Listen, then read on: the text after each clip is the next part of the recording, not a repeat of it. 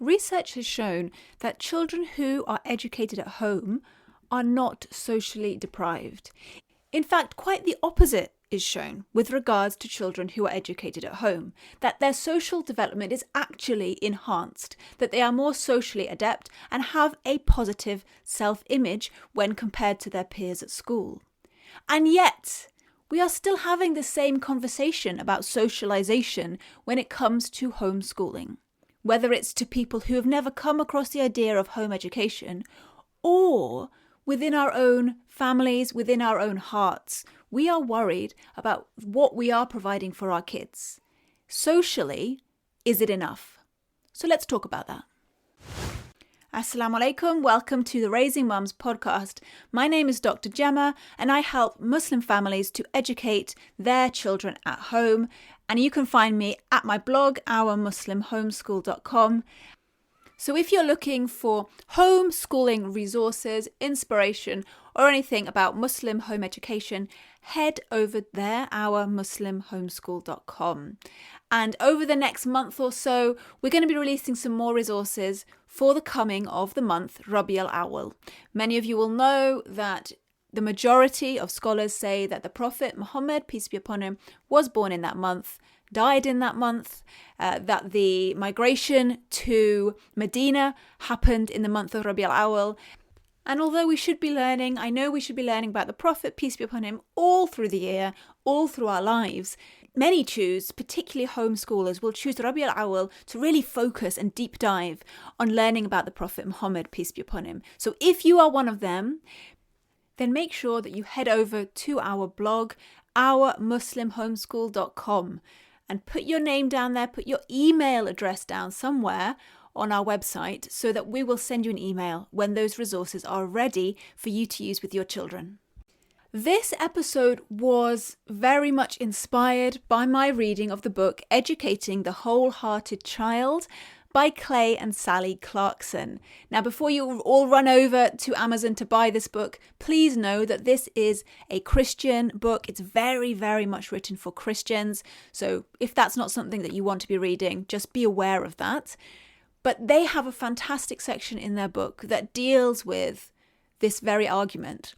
Why socialization really isn't a reason not to homeschool, but actually could be a reason why you should be homeschooling your children. Socialization. It's a funny word, isn't it? So what is socialization? That is the question I really want to pose to you now. When you think about socializing, is my child receiving enough socialization? What does that actually mean to you? For most non-homeschooling families, it means that your children learn to get along with people, to get along with children of the same age, and to learn the culture that they find themselves in, that they learn how to live in that culture. In other words, it's about conforming. But to the homeschooler, particularly the Muslim homeschooler, but not exclusively, socialization is about developing character, prophetic character. The Prophet, peace be upon him, taught us, I have not come to you but to teach you good character. So character is vital. And socialization is about developing good character traits, developing confidence, and just being socially competent in all different kinds of situations and learning how to have positive relationships with people. All types of people, not just people your own age. So the question is then, is a child who goes to school or a child who is at home receiving their education more likely to develop those character traits, more likely to develop a good character, more likely to develop confidence and competence in social situations? So as I mentioned before, the literature shows that children who go to school do not necessarily have an advantage over those who are homeschooled. That homeschooled kids are not socially deprived. In fact, some studies, particularly the one by Thomas Smedley, it's a wonderful name, isn't it? Thomas Smedley, he found that home-educated children actually are better socialised and are more mature than children who go to public school. And in fact, I have come across no study as of yet in the journals, in the literature that shows the opposite, that shows that children who go to school are better socialized. And if you have come across any such literature, please email me. I would be very interested to read that. But as of yet, all the literature shows the opposite, that children who are educated at home develop better socially. Now, I just want to point out right now that this is not an attack on anybody who has chosen to send their child to school. I honestly believe we all do our best with whatever God has given us, with whatever situation we find ourselves in. So this is not me telling you that school is bad and that you shouldn't be sending your children to school. Please don't take it as that. Rather, this is me strengthening the resolve of home educators who find themselves questioning their decision again and again, or perhaps they face outside influences that are questioning their decision to homeschool their kids. That is what this is about, to strengthen their resolve to continue or to begin homeschooling their children. So why is it that the literature is showing that children who are educated at home are better socialized?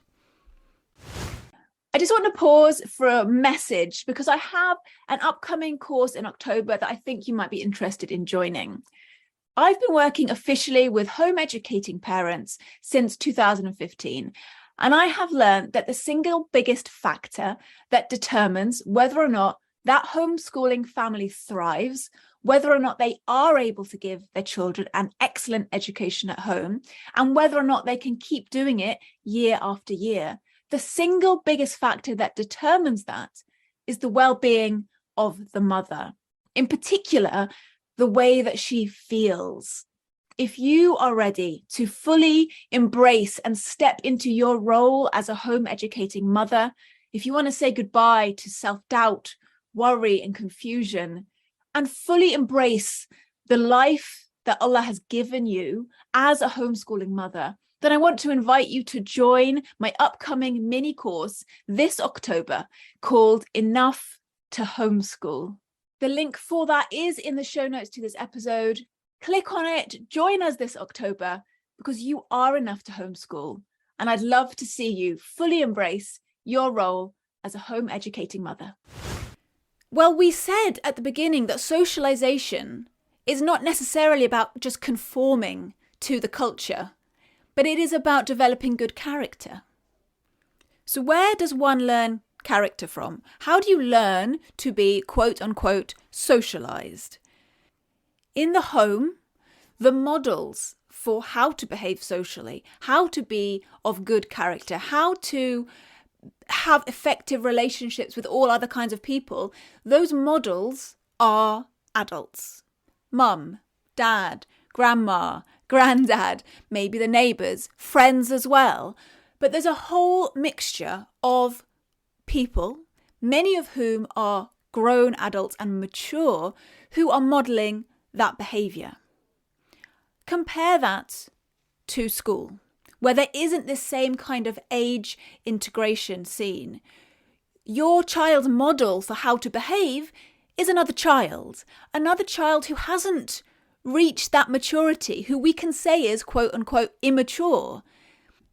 The Prophet, peace be upon him, is reported to have said that a man follows the religion of his friend, so one should consider whom he makes friends with.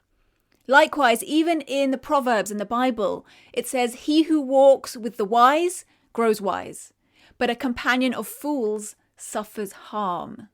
So who is your child walking with day in, day out? Is it the wise or is it the fools? Consider when your child's at home and you pick up on something negative in the way they're behaving.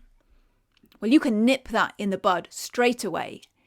You can reward, you can reinforce good behaviour, good character in them, and you can make sure that the negative aspects of their character is put under control and that you teach them right from wrong in that respect.